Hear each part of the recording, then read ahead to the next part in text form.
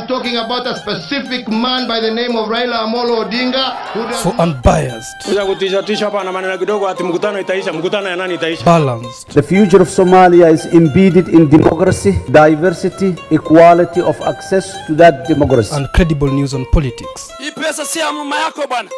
Relax,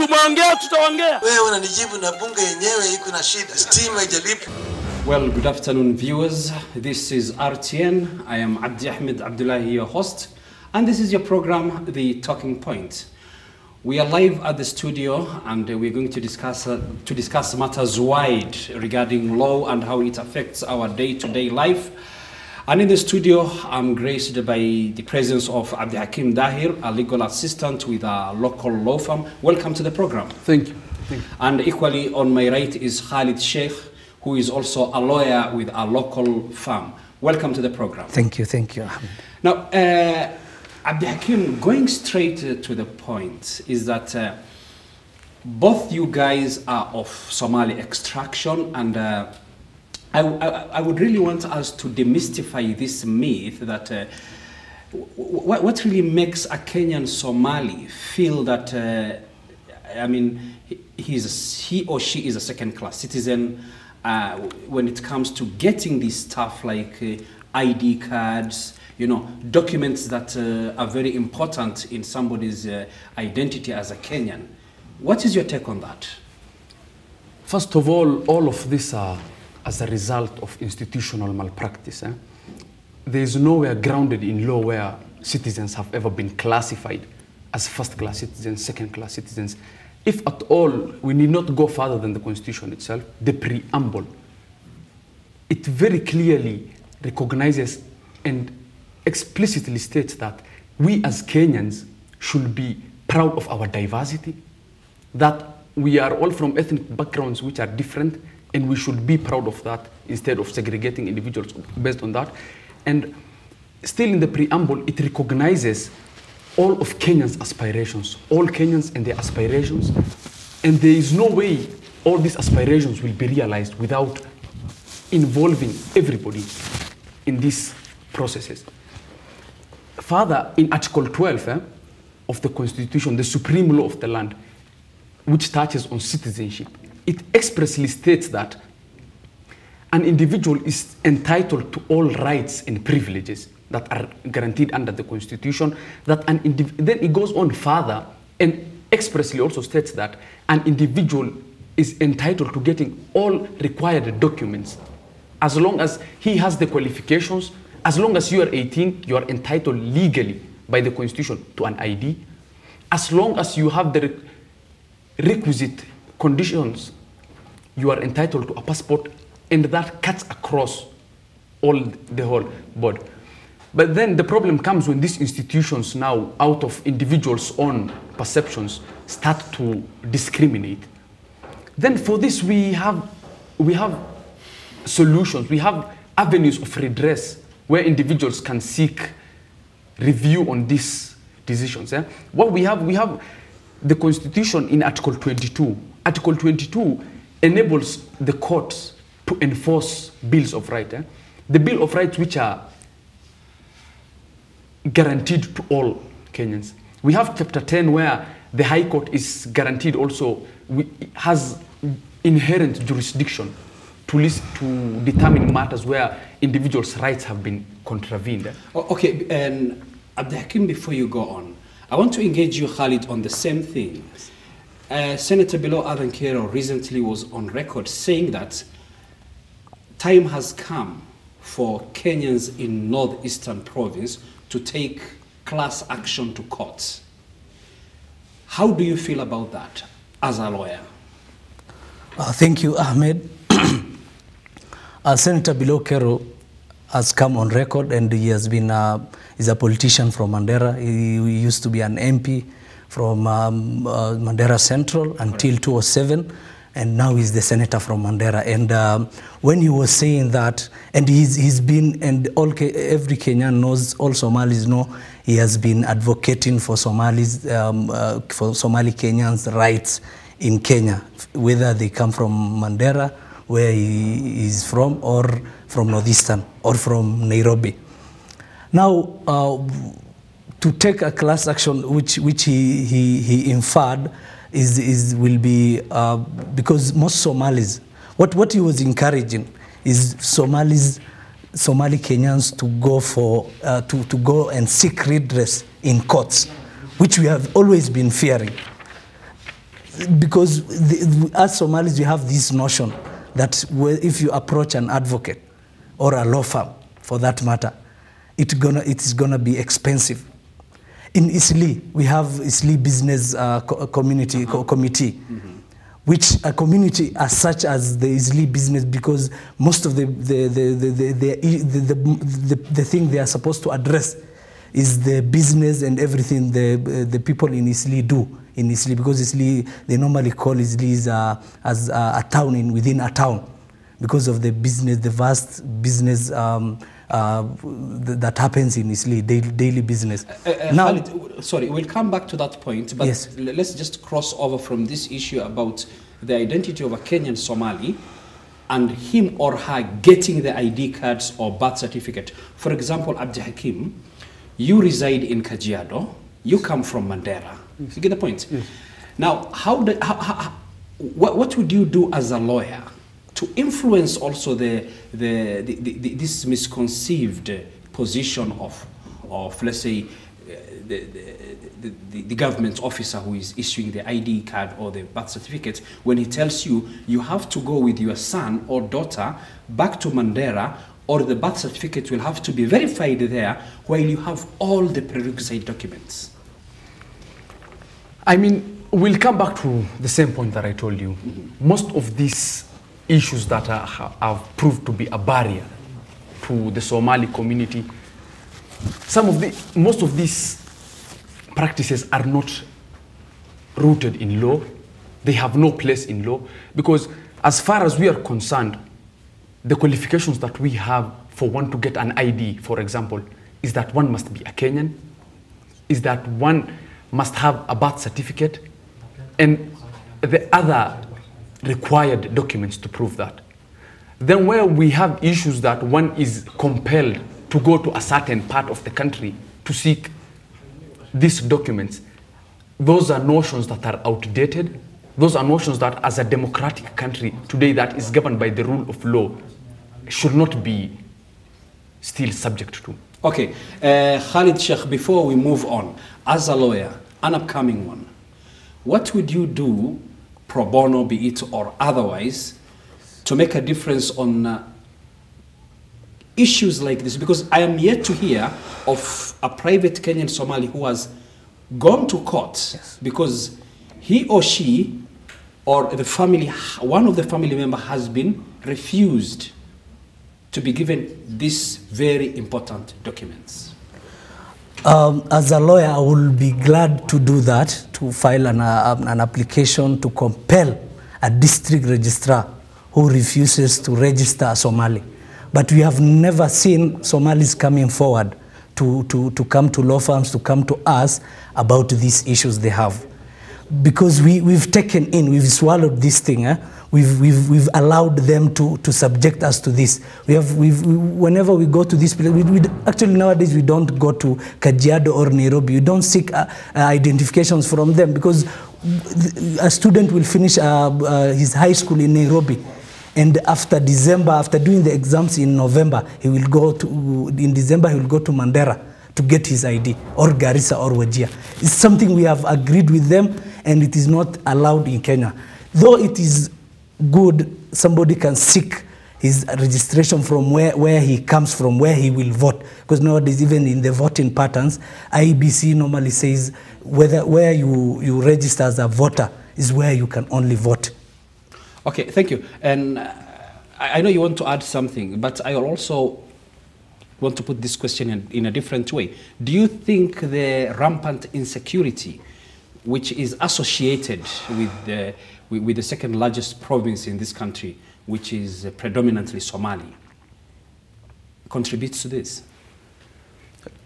I mean, we, as the government tries to deal with insecurity, I mean, that is a cause that we are all in. We all support it fully. But I mean, the modus operandi of these government institutions, of these security forces, has proved to be actually very ineffective. Because what we see is ethnic profiling. What we saw, individuals being taken to Kasarani camp, where people were unconstitutionally held, where people's rights were being infringed, which was a blatant abuse, actually, of power. The issue comes in where actually how these Somalis are treated, how these communities are treated, is actually, research shows that some of this treatment that they are subjected to is actually greatly contributing to all this insecurity. Senior Counsel Ahmed Nasir did a paper in the Judges Colloquium, I think in 2014, and later published in one of the leading magazines. He did a paper called Radical Muslims and a Repressive Regime, how government is fueling radicalization. And in that paper, he highlighted a lot of very important details, how the government has been marginalizing in these communities, how they have been sidelined from national development, from some of these processes. So that itself has been a factor contributing to this insecurity that we are trying to fight. Well, 50 years plus, Khalid Sheikh, 50 years plus since independence. Do you think it is really fair that Northeastern and its populace keep complaining of or keep talking about marginalization, yet we have one of the most progressive and democratic constitution, although it has not been fully implemented? I mean, how do you reflect on that? Yes, thank you. 50 years plus, as you've said, of neglect, marginalization has come to an end, given we have devolution now in terms of development. But still, we are facing these challenges because 50 years of neglect, to reverse that will take some time. And devolution, in the program we'll highlight the benefits of devolution. But touching on the issue of ID and registration, I think even registration of ID should have come with the devolution process. We should have been devolved to the counties. What I mean is that a county like in Mandera, the county government will be in charge of registering people, not the national government. Because the county officials, the governor, they know the people who live there. Most of the concerns of the government, as they normally say, is because people from Somalia infiltrating in Kenya. Some of them posing as genuine refugees, taking the IDs, mingling with the citizens in Mandera, then bombing a place, or like it happened last week, which was an unfortunate incident. I know the place, the Bisharo Hotel, people coming in there, and the guy who was in charge of that hotel has been charged in court. The police were given 10 days to do the investigation, which is a good move because he was in charge of the hotel. He was the caretaker. They said he left the place before the terrorists came in. They came in at 3 a.m. He left the place at 12 a.m. just unguarded. So that such a guy he ran away from his responsibility. Now, coming to your point, 50 years of neglect, marginalization, we have fought enough, but it is high time that ends from now onwards, because we are in government. Honorable Aden Duale from Garissa is a third. Is he fourth or third in command in this government? It really doesn't matter about his pecking order. I'm saying, it doesn't matter about the pecking order. What I'm trying to say, that we have somebody powerful in the government. Yes, and we have so others in government. With all due lawyers, respect, yes. With all due respect, Bonakili, we've had so many powerful guys in the past governments, but I mean, nothing ever seems to change. That's why I'm saying this is a high time. I tend to take a different perspective from my senior. The thing is, my argument stands on 2 feet, actually. On the issue of marginalization, I mean, we can point a finger for only so much. We are now entitled, and through devolution, we have our own budget. every county is given a certain number of billions. Every county is now independently determining how it will put into use the amount of money that it is given. Now it is up to us to go to our local leaders, our governors, our MPs, and ask them and hold them to account. Have them justify where this money has been going. What has this money done for us? What are we doing to reverse all the 50 years that we claim we were marginalized? What are we doing to do that? So now what we'll see is, we'll see the factor that of corruption being marginalized.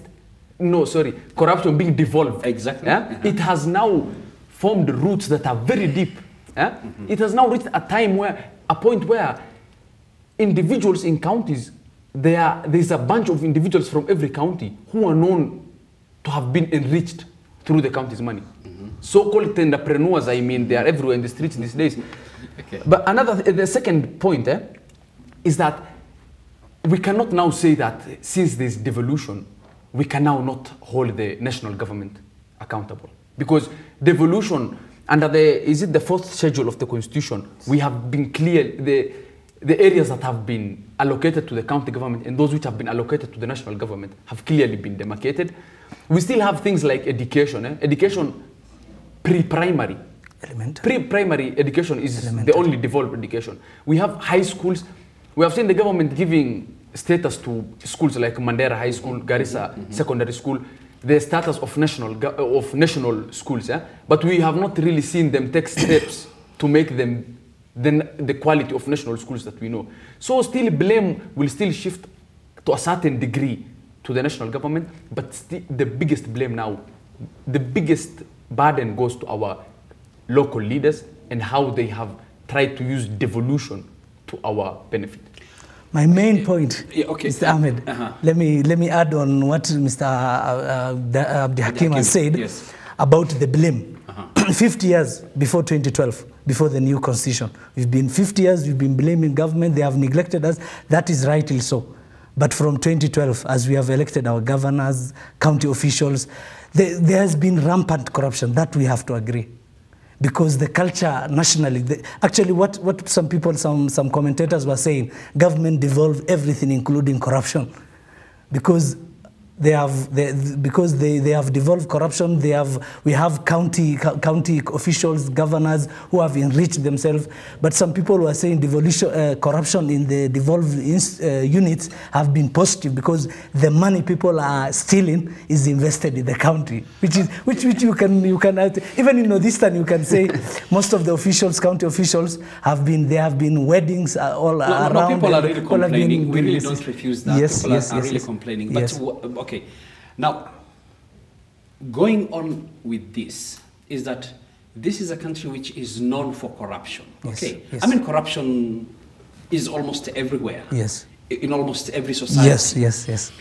Everyone, Jiku, Kinuthia, and Hussein expected that with the promulgation of the new constitution, one of the most liberal and democratic, we will have a lot of institutions of checks and balances. Money will not be lost. We have that new constitution, and yet we have runaway corruption in this country. What is going on, my friend?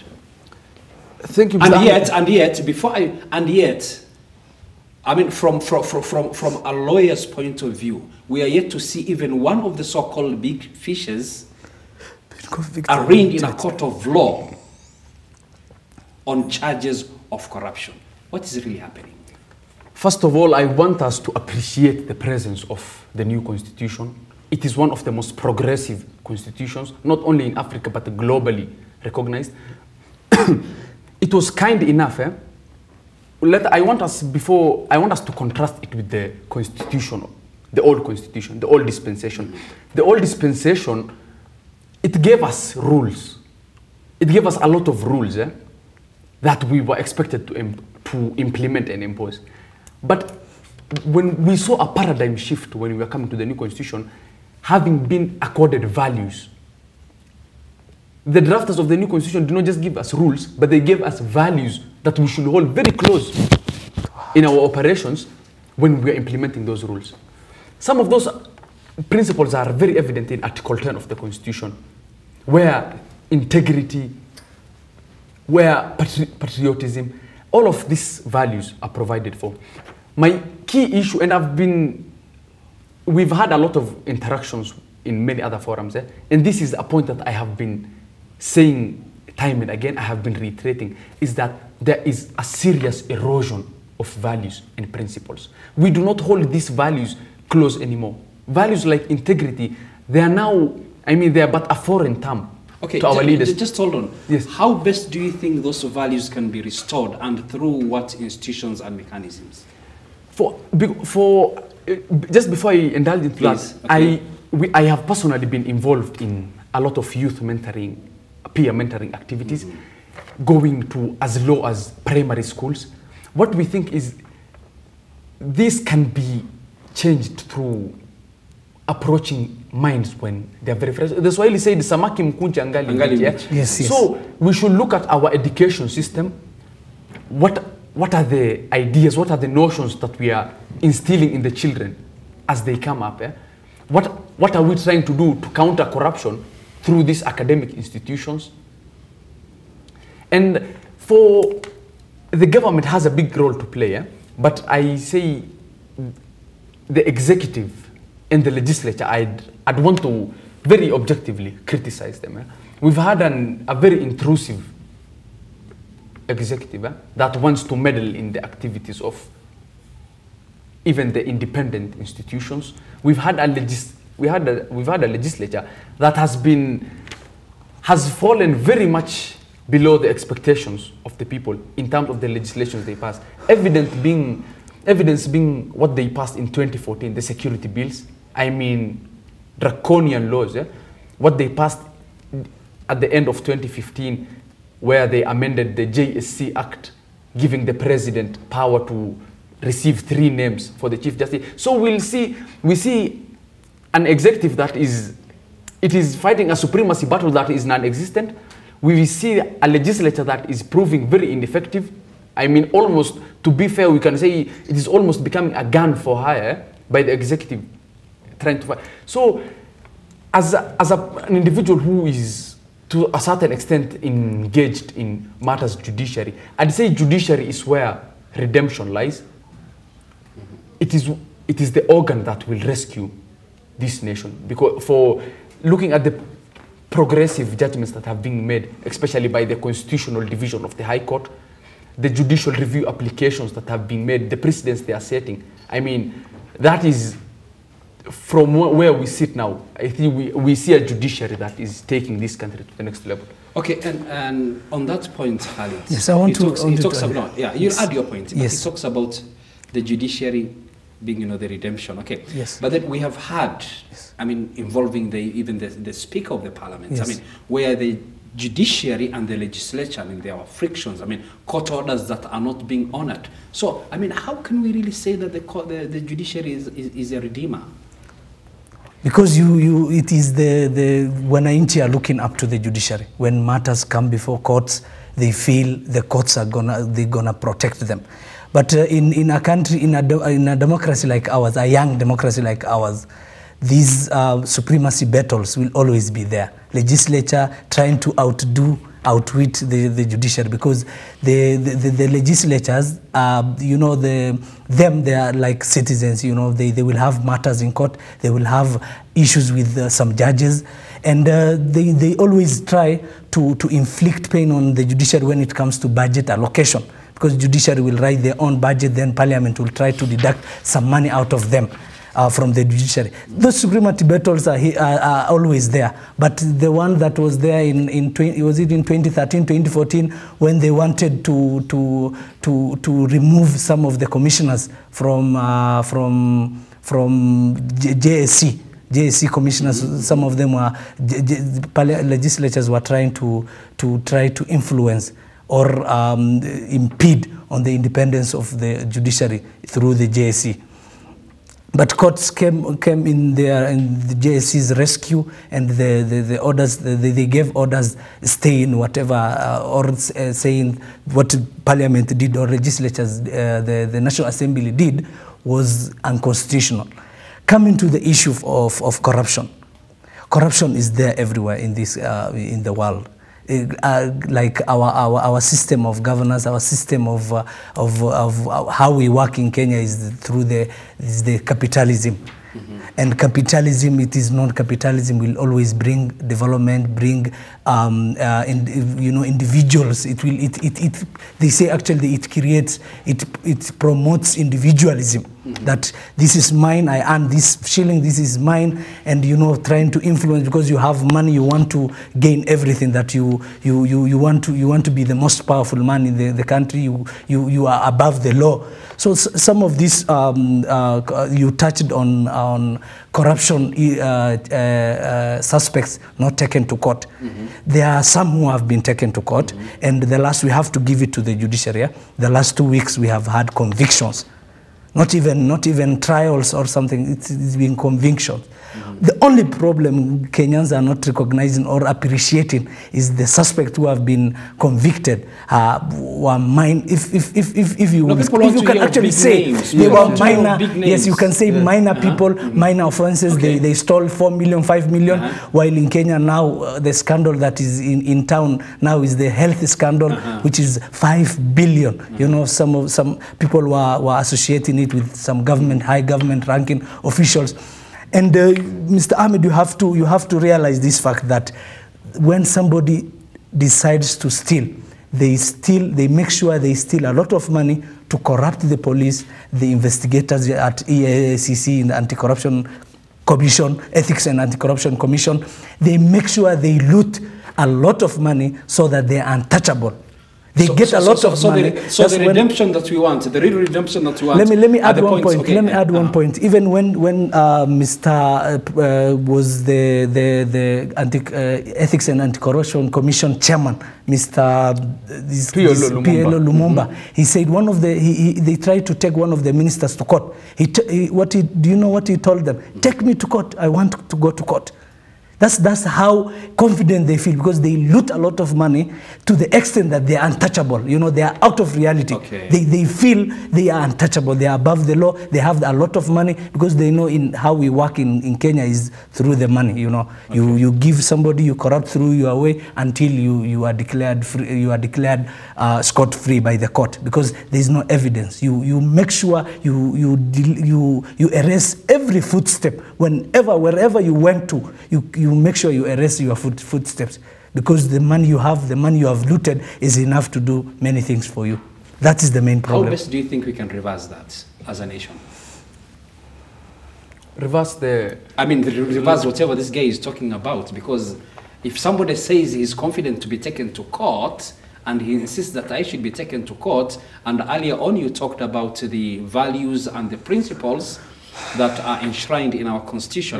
Then how best do you think we can reverse this trend? Because, like I said earlier, every person expected that the new constitution will erase corruption in this country.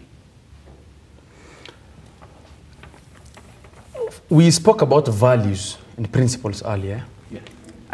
A synopsis of these two would be upholding the rule of law. Upholding the rule of law in the sense that let this law be subject, let everybody be subject to the law, that nobody is above the law, and that formal justice be accessed. The other thing is due process. Due process, with regard to that, I'm talking about all these leaders, high-profile individuals being subjected to the process that any other Wanjiku would be subjected to. And all of how it is this, and it'll take me back to the point I said, it is trying to reinstill these values through channels that access the mindset of the individuals from a very early stage. For us, what we've been campaigning for all this time is trying to at least trying to declare this as a problem and be covered in our academic system, in our day-to-day interactions with these institutions. Okay. Yes. Well, you're watching RTN, and this is Talking Point. We're discussing matters political. Well, I'm told our time is almost up, But then we can continue. Now, let me add to what he was saying about the redemption. Okay.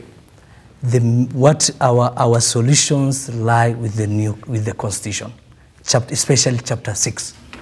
Implement Chapter 6. I can tell you, even the junior officer in this government, a chief in Mandera, in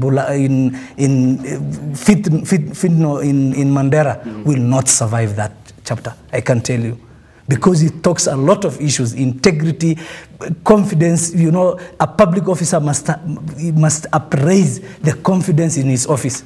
It's not actually about the individual. His office must be beyond reproach, like they normally say for judges.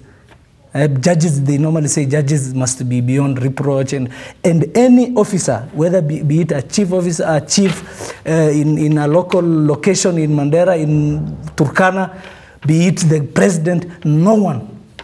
Because when this the new government came in, the parliament that was there before the current one watered down that chapter. Okay. They knew they will not survive. Okay. They will knew they did not survive. I'm taking one last question from. I'm fielding one last question, and Abdi Hakim, I want you to be very brief. I want you to come out very clearly on how Auntie Favumo in Mandera and Uncle Julius somewhere in Nyamira can feel that getting legal counsel is not that expensive in this country. And if at all the Constitution has a place for legal counsel that is provided by the state. First of all, I think all of this will come down to accessing justice, accessing fair administrative action. It is enshrined in the law, in the supreme law of the land, the Constitution of 2010, that in Article 47, that every individual is entitled to fair administrative action. That was, the provision was, the Act of 2015, Fair Administrative Action Act, breathes more life into that provision. We have Article 48, access to justice. And the issue here is, let us not think of justice as the courts only. Article 48 does not say access to courts. It talks about access to justice. People might fear the cost that they will incur in litigation and run away from lawyers. I mean, the Constitution, I think the drafters envisioned this. We have in the we have the Commission on Administrative Justice, known as the Ombudsman Office, where individuals can take complaints to the Office of the Ombudsman. The Ombudsman takes it upon itself to go investigate the issue. After investigative procedures have been taken, they analyze the issues, then make recommendations to these institutions. There are a lot of avenues that this Constitution has provided for, and I mean, it is upon us, those who have gotten the opportunity to understand it, who have, let me be a bit humoristic and say, those who have seen the light, let us reflect it. Okay. Thank you very much, Khalid, for giving us your time, Thank you so much, and equally Abdi Hakim. Thank you. Well, you're watching RTN. That was Talking Points with Abdi Ahmed Abdullahi. Keep it right here on RTN.